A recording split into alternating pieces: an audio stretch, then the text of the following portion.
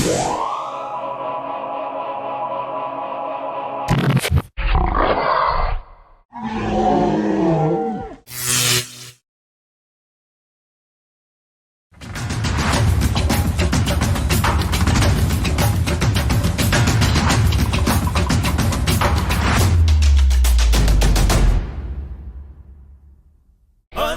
the unknown.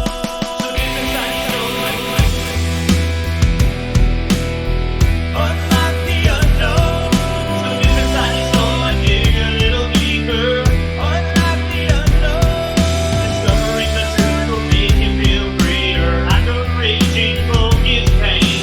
Mysteries are hurricanes. The truth you seek is unknown. Unlock the unknown. I won't accept it, what the skeptics even have to say. They disconnected, made a record and it's so cliche. So much evidence is building up in opposition. So many elements conclude the answer to this question.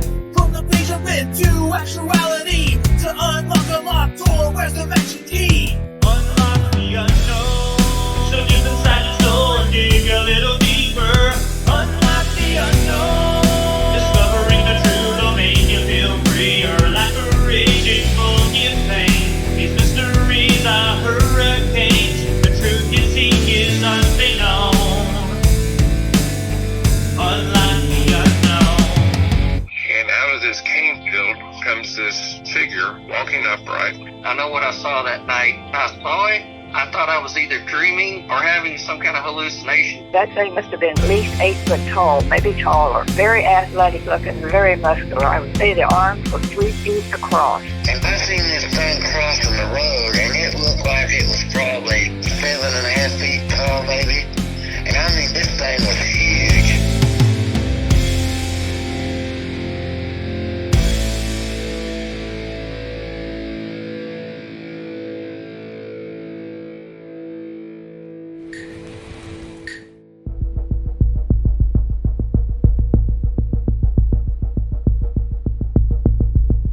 Welcome back to Squatch Ranger Files, episode 61. It's been quite a while since I've been here, guys, but I am back, and we're providing you another episode of Squatch Ranger Files. I'm very excited. We are just fresh off of coming back from a no-bro fall campout, so I do have a report about that, and just everything's going really well with our group. I actually got to go to the Honubby Bigfoot Festival this last fall, although that's the wrong name. It's actually called Bigfoot at the 40, but it is a Bigfoot festival that occurs in Honubby, Oklahoma. I've missed the past 3 years because of my job. I still have the same job, but it just worked out that I had that weekend off and I could go to the festival, and I was really happy about that. It was good to be back and see everybody and get to partake in the festival and the conference. We have expanded the show to the Spotify for Creators platform and are very excited to be here. Spotify for Creators helps the show reach Apple Podcasts, Google Podcasts, Spotify, and many more. We hope to grow our audience and are able to continue to bring you the latest Bigfoot reports from around the country. The show has also been added to the Amazon Music app under the podcast section. We are also very excited to be a part of the Amazon community. If you are a new listener to the show, welcome. You are now an official Squatch Ranger. Your duties include: have an open mind, ask questions, trust, but confirm, and always seek the truth. Thanks for joining the show. Yeah, so I do have a couple of YouTube videos out that I would like you to check out. The first one is from our No Bro Fall Campout. I was just there 2 weeks ago. The documentary is called Dripping Springs Mystery: The Bigfoot Encounters No One Talks About. So please go check out that YouTube video. And also from our spring campout back in the spring, back in May, I also have a documentary video out called No Bro Boggy Depot Investigation 2025. Please go check out those 2 videos. If you follow Squatch Ranger YouTube channel, if you follow Squatch Ranger on TikTok, if you just follow me on any of the apps or podcast platforms. All right, listener comments from the previous episode, Squatch Ranger Files episode 60. We have EB. He says, "Great episode. Thanks for all the sighting report updates. Love the intro music. I hope you have Unlocked the Unknown copywritten." Thank you so much, EB. That is very, very nice. I enjoy the intro music as well. I did originally compose the music, so I'm very proud of it. Hopefully some other listeners are liking the intro music as well. I also have had some feedback about it being too loud and stuff like that. So I think it just kind of depends on which generation you're coming from as a fan. Okay, we also have a comment from Daipon Chakma 630.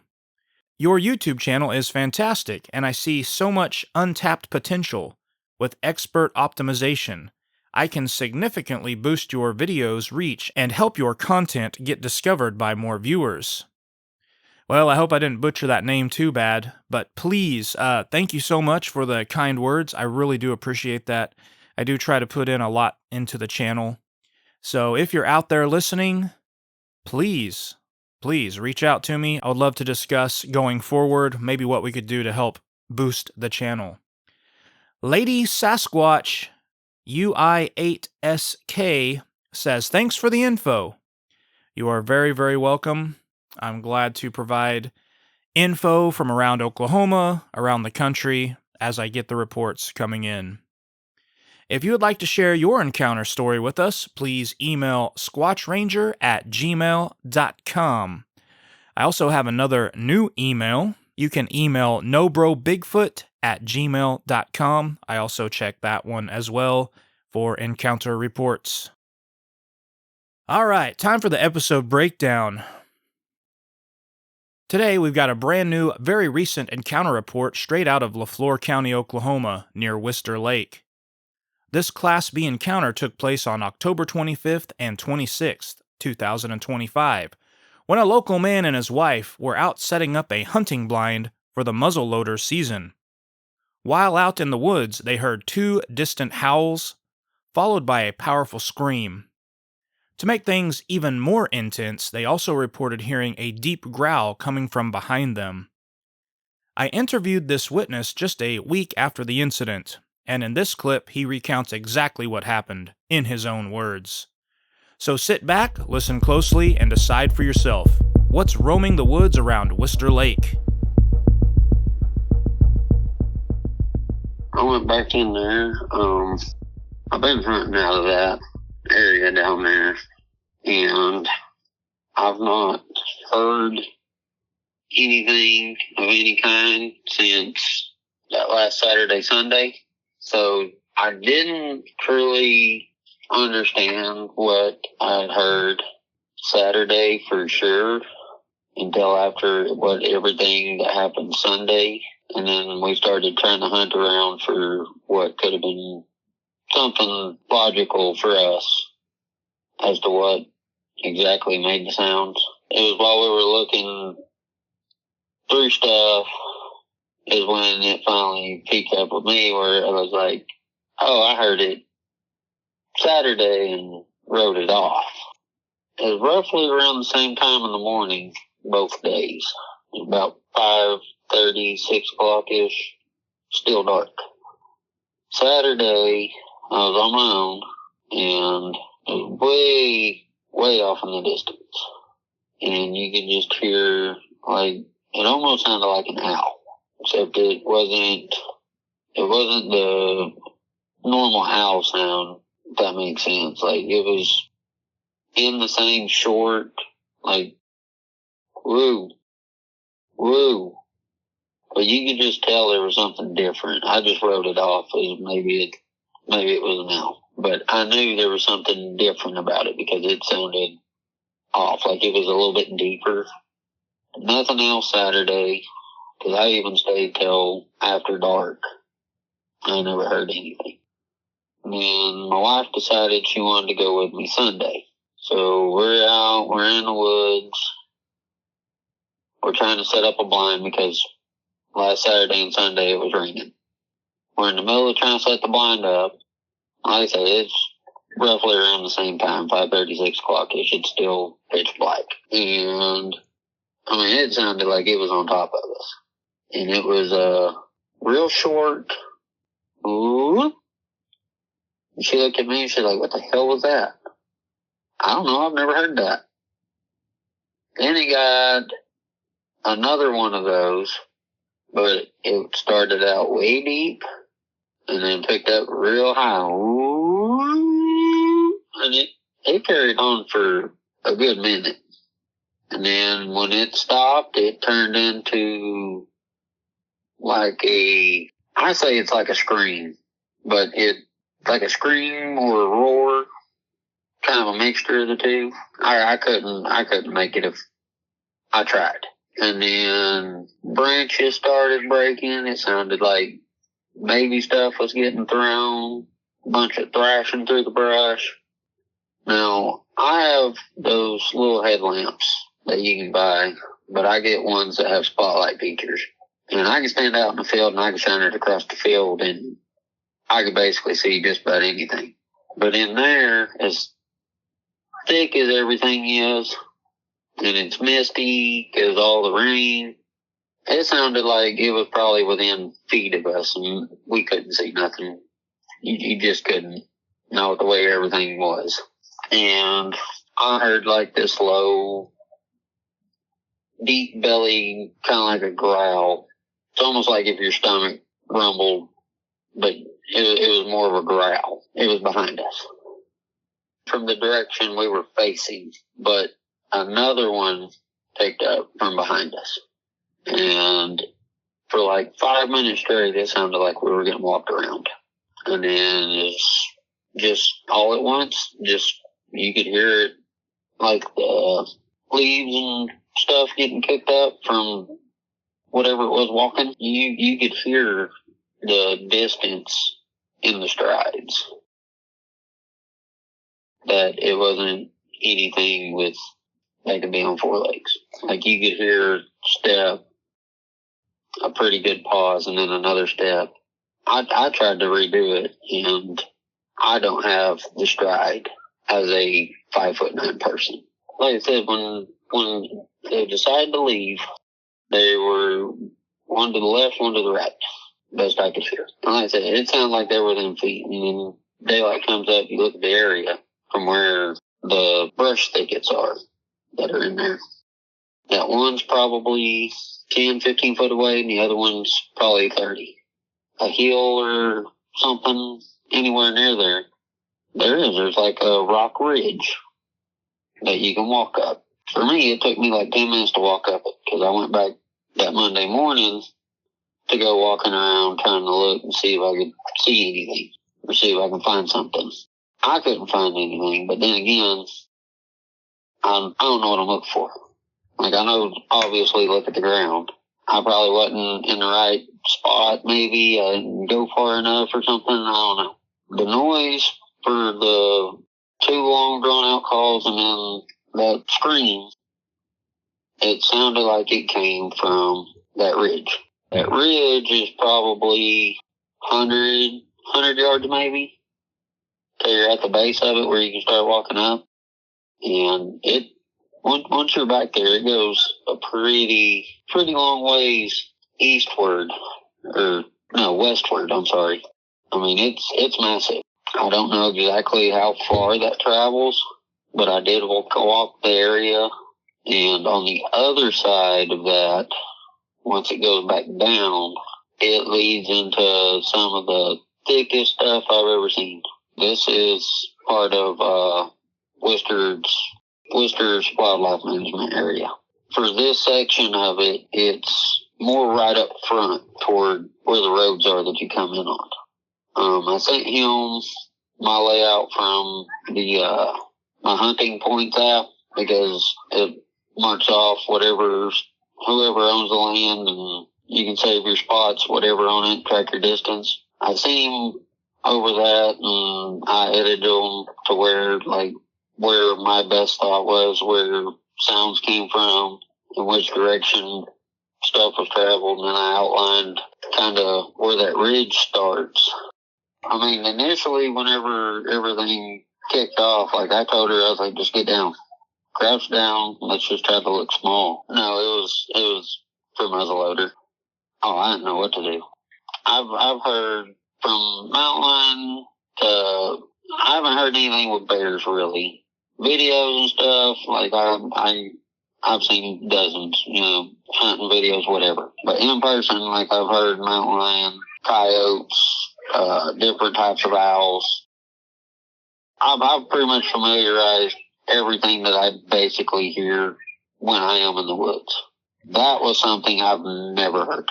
It didn't take very long at all. As soon as the first one happened, I was like, I have no idea what that is, but we're going to keep looking that way. Like, I've absolutely loved the, like, TV shows and documentaries, videos that are put out of the different sounds and everything and the sign that people do come across. Like, it's always been fascinating. Yeah, I've thought it to be cool, but that morning, that was not cool. The only thing that I've ever heard through watching stuff that depicted like an owl was the short little whoop type thing they do. And that's when everything dawned on me, is whenever I was trying to find something that was more reasonable. So, I mean, my wife didn't look at me like I was stupid. It sounded like an owl, but it was off. Like I said, it was, you could tell it was deep. It was a deeper kind of tone. I'm like, it's early morning, and I'm just thinking maybe it's an owl, and it just sounds weird.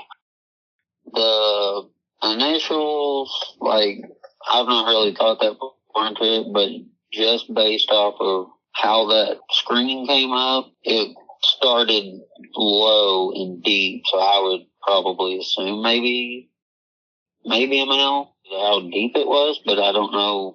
Really, we're just like, are we in their travel area, or is it because that area's had more deer traffic through it than I've ever seen anywhere I've hunted in my life. Saturday, I seen 11. I've never in my life seen 11 deer in one spot. And then Sunday, we had, even after all that early morning, we had like another 6 or 7 come through.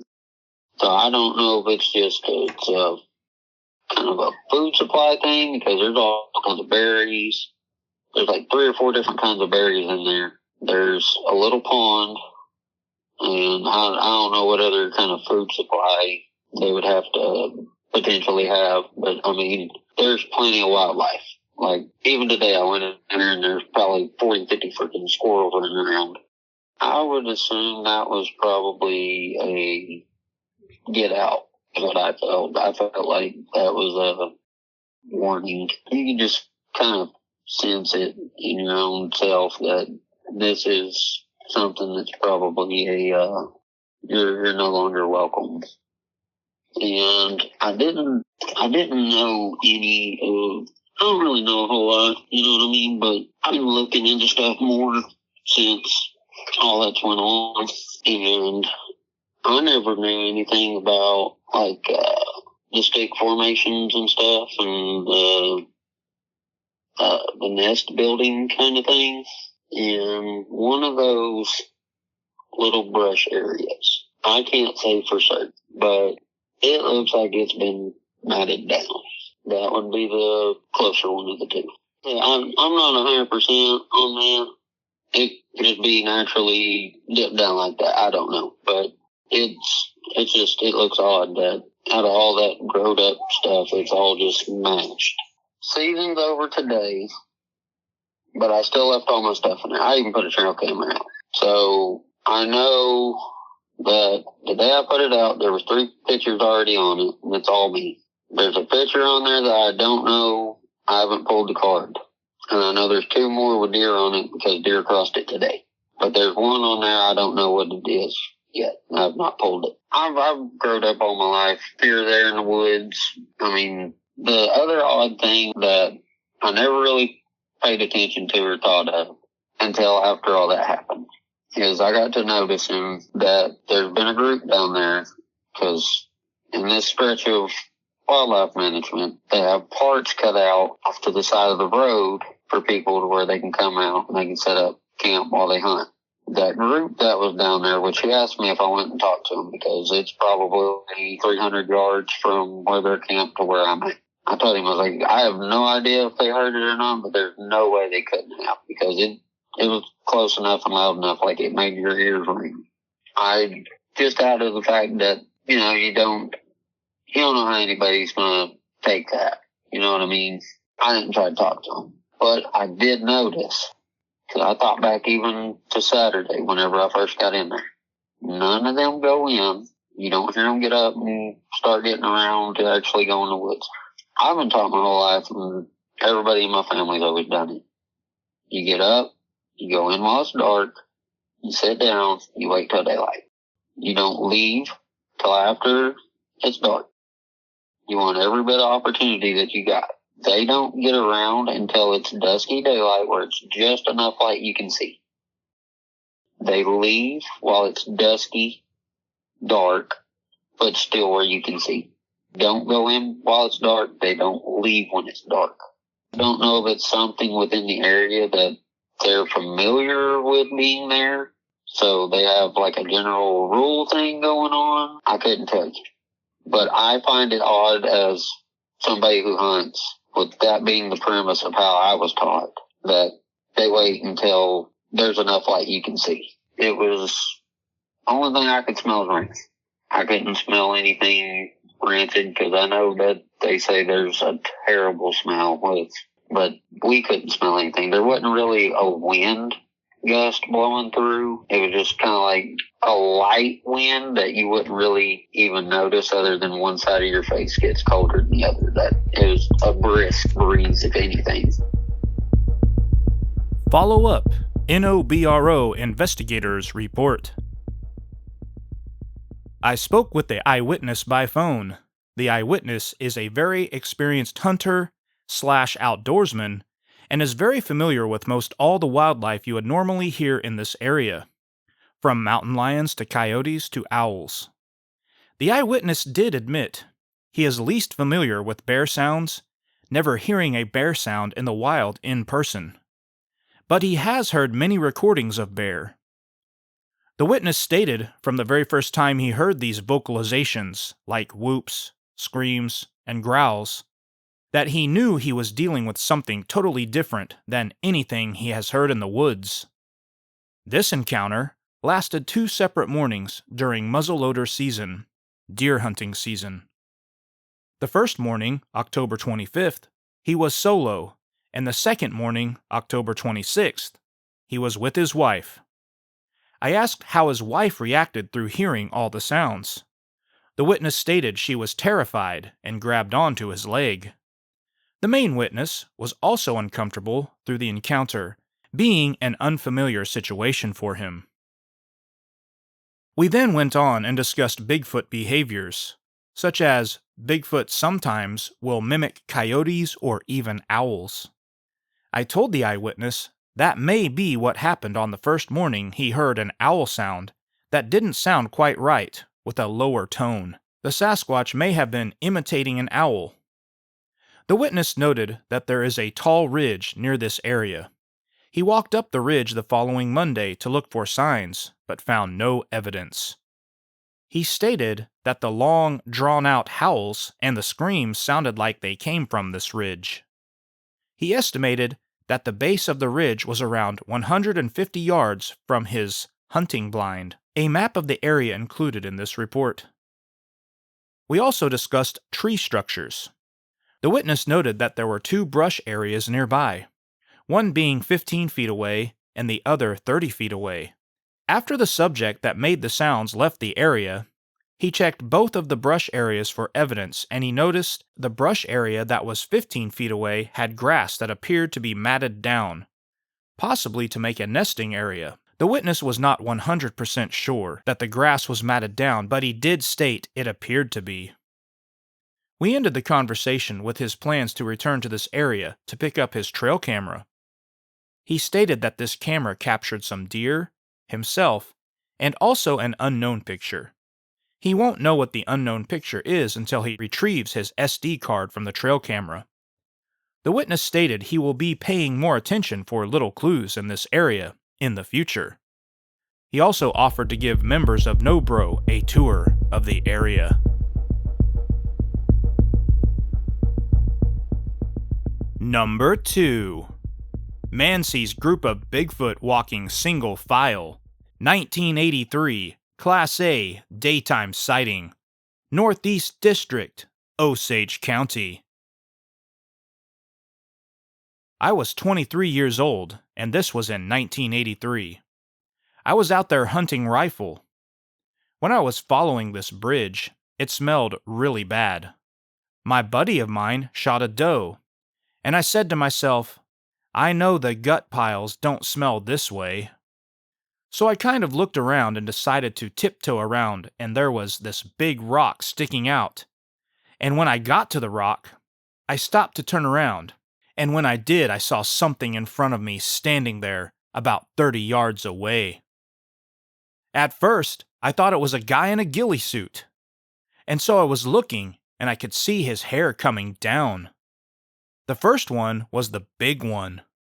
I looked to my right, and there was several groups. There was a noise up on the hill, so I turned and there was 2, and that was the one that the drawing is based on. Drawing included in the report. The only thing that I could see was his face, and he had 3 lines in his face. I saw 3 groups. It was like 2 or 3. Am I seeing 3 groups? They were walking side by side, and they were about 250 yards away.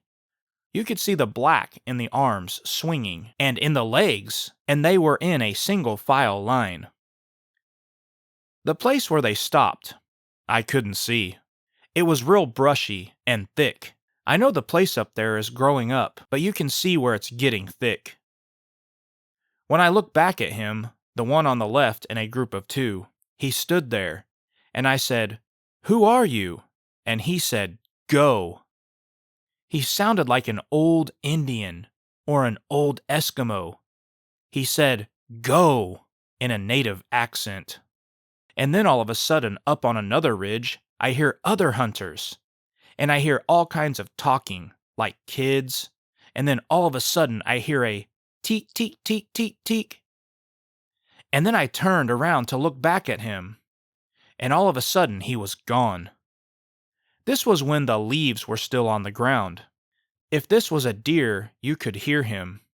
I looked up and I looked around, and I didn't see him, so I thought I will go back to the truck.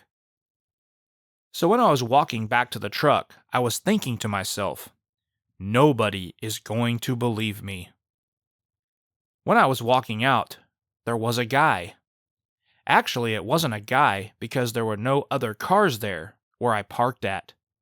He was sitting at this one place where I used to sit at, so when I passed, I waved my hand like, "How are you doing?" as I was leaving. So I left. Follow up. NOBRO investigators report. I spoke with the witness over the phone. We had a conversation for about an hour. He told me his story, and then I was able to ask him some additional questions. I asked him if he could pinpoint the sighting location on a map, and he replied, "The place I want to show you is best when all the leaves are down during rifle time." The witness is wanting to take me to the exact sighting location later on in the fall. We will keep in contact and try to arrange a time to make that happen. This sighting occurred in Osage County up around the Elgin, Kansas area. I asked the witness what he was doing leading up to the sighting. The witness stated he had just experienced another type of phenomenon prior to the Bigfoot sighting. For this case file, I'm only going to report details about the Bigfoot sighting. The witness described that after his other experience, he was trying to get a bearing of where he was at. He saw a familiar landmarker, a particular object. Then he recognized a fence and walked and crossed the fence. He then headed to the bridge, and there he rested on a rock and took a water break as he was very thirsty. He said, "I was having some water to cool off, and I was just sucking that water down. It was getting late, and this is when I saw the Bigfoot. I started creeping around the edge and around the rock, and that's when I saw him. That's when I saw something to my right. There was like 2 or 3 others, but those were shorter than he was. The first one was big. The others were smaller. The smaller ones looked like they had something over their shoulder." He stated it was something like a shawl, but the shawl was made of hair. The witness stated that he felt very comfortable in this experience, and that he knew this was not a hunter in a ghillie suit. "His hair is what got me, and his shoulders were majorly wide." I asked if he could give details about the big one's face. The witness stated, "I couldn't get a good look at his face because of the way the sun was shining, and because of the shadow, and he was standing beside some trees. The others that were to the right of me, I was able to see their face. They had the 3 marks on their face, on their cheeks. I could see the brow, and I could see the eyes. The eyes were like a brownish black." I then asked the witness what shade of color the Bigfoot were that he saw. He stated the big one was a black or dark brown color, and the smaller ones were a brown color. The witness is having trouble remembering certain details of his encounter. He is very interested in hiring a hypnotist and going under hypnosis to try to recall the extra details of his experience. Number 3. Man takes photo of mother and baby Bigfoot out of car window. 2023. Class B sighting. Southeast District, Murray County, Oklahoma. Coming back from Texas with my girlfriend in March of 2023 in Davis, Oklahoma, I took a live photo of an 8 to 9 foot Sasquatch. She was holding her juvenile baby, watching cars go by. Look straight up from the tire rim. Photo attached in report. Follow up NOBRO investigators report. I spoke with the witness in person at one of our No Bro speaking presentations, the Camp Cryptid Science Museum, Oklahoma, in Oklahoma City. The witness explained he was in the passenger seat at the time of the sighting, and his girlfriend was driving. As the couple was passing a wood line located above a rocky ridge, something told the witness to snap a photo. A sudden intuition, perhaps? He suddenly snapped a quick photo with his iPad aiming out the passenger window. The photo caught a dark figure in the tree line. The witness had the iPad in his hand at the time of the sighting because he was already playing on it as they were driving home from a trip to Texas. This photo was taken along a state highway, a temporary detour off of I-35. They were heading northbound. The couple explained they tried to find the exact sighting location by attempting to look up the coordinates from the iPad photo tracking system. They stated that some kind of glitch occurred and the iPad did not match the same location of where the photo was taken originally. The couple agreed to share the photo to be attached to this report. After reviewing the photo, there does appear to be a dark figure in a small opening in the tree line. Our team ran the photo through a few different imaging filters. At this point, we cannot 100% confirm that there is a figure actually there in the particular spot in the tree line. There's still the possibility it could be the result of natural shadows in the trees. We are continuing to review the photo for further evidence. Number 4. Boktuklo Mountain Bigfoot. 2015. Southeast District, Flore County, Oklahoma. Class A daytime sighting. This was in late June 2015. This was on the Kiamichi Mountains Adventures expeditions out of Honabi, Oklahoma. We were supposed to have the expedition in May, but there was flooding rainfall then, so we had to put it off a month. We stayed in the spot on Baktuklo Mountain until about midnight, and the activity continued escalating the longer we were there. We went lights out with no flashlights. We stayed quiet and listened. We just sat in a circle. We had rocks being thrown in the beginning. We had whispers and chattering going on in the woods around us. We heard rock clacks down at the creek to the north. We heard wood knocks all around us. We had a circle of chairs. We had some folks watching the road to the right, and me and my brother were watching the road that we came in on. And then some were watching the third road going up the ridge to the east. It was a beautiful clear evening, a little towards dusk. My brother and I were sitting there. At first, I thought I saw something leaning out towards the road. A dark shape. A dark head. I tapped my brother on the arm and I said, "Did you see that?" At about that time, it stepped in the middle of the road and then stepped across. It was really tall and dark, but from our point of view, we could not see definition. We just knew it was awfully tall and dark, black hair, and it just stepped across. 2 steps, one to the middle and one to the side. He was across just that quick, and then I looked at my brother and we were both like, "Did you see that? Did you see that?" And then we were both yelling for our guide, and he said, "I told you to watch that spot."